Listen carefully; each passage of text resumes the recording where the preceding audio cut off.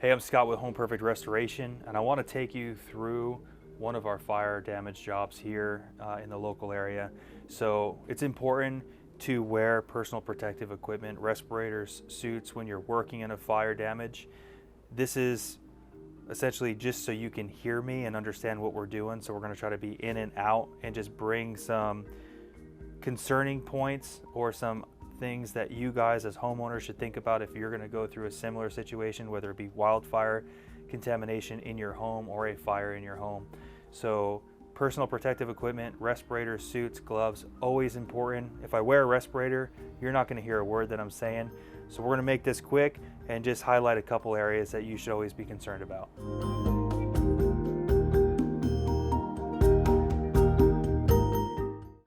We're in the kitchen. The fire started upstairs for this particular home. We had a meeting with the insurance company on site and we discussed the need to remove upper cabinets because there's large gaps between the cabinet and the wall that allows smoke to get in. So that was a discussion that was not well received, but we ended up getting the approvals, and I kind of want to show you guys now what we're going to talk about here. If you just look at just where cabinets were in this area, you can even see some of the smoke residue that we can wipe off. So you miss things like this, just that little bit of residue, that's going to create an odor. So just those two areas. On a hot summer day, you don't have the AC going, that can start off gassing and just be a nuisance for your home. Plus it's just not healthy. This is another area with the ventilation. If you look at this register here, it doesn't look terrible. And the adjuster said, you show me how, since the AC was running the whole time, you show me how this register that doesn't show any smoke damage pushed smoke down into the kitchen. So if we look again, clean side, if we just wipe that register, again, we have damage. So there was smoke that was pushed throughout this entire house.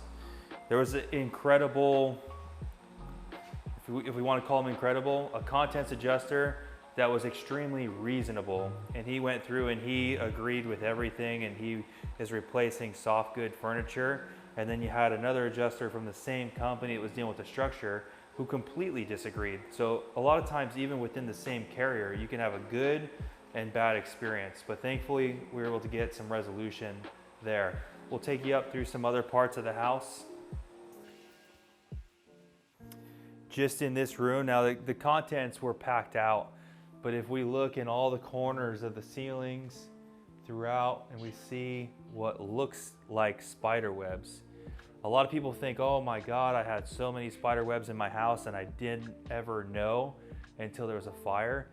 That is not spider webs. It's called smoke webs or soot webs. And what that's caused by is the sticky residue and contaminants from the burning of that fire mixes with just the moisture and humidity in the air, and it just starts adhering itself to the structure. And then you have all that black smoke that's coming and it just attracts in those webs. So it looks like spider webs, but it's not spider webs. We can assure you that. We can take a look at just the intake here. So that already is showing that that AC unit was running and was circulating throughout the whole house. So in this particular situation, the insurance company is paying $27 to clean a furnace. We're not going to get any HVAC company that's going to clean a furnace for $27. We were able to bring a consultant in, and he's deemed that the unit has to be replaced. All the ducts, that soft ducts, are going to have to be replaced. It's not going to be able to just be cleaned, and that's going to guarantee odor removal and make sure that this home is going to be healthy for the homeowners coming back in. So this is in the master bedroom. This is opposite side of the house. We have the same smoke webs that's going on here throughout the ceilings. We can take a look at the register and just see that there was smoke and soot and residue that was blowing out, that was getting circulated through the system. You could just see where their pictures were on the wall here and all that smoke damage that's around.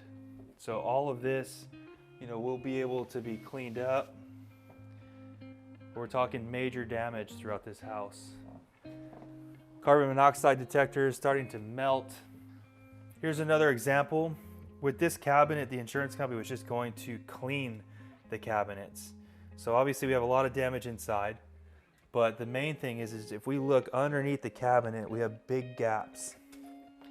And that is gonna allow for smoke and soot to get up behind and on the sides of those cabinets and hold an odor.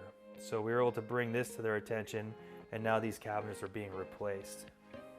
This is where the fire started. So we still have some contentions here that we're dealing with the insurance company on.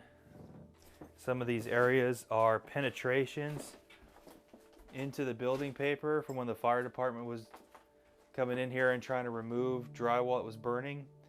The insurance company wants to patch this from the inside, but there's no way that you can successfully patch this and guarantee that you're not going to have any penetration of water coming in from the outside. This is the waterproofing for the structure.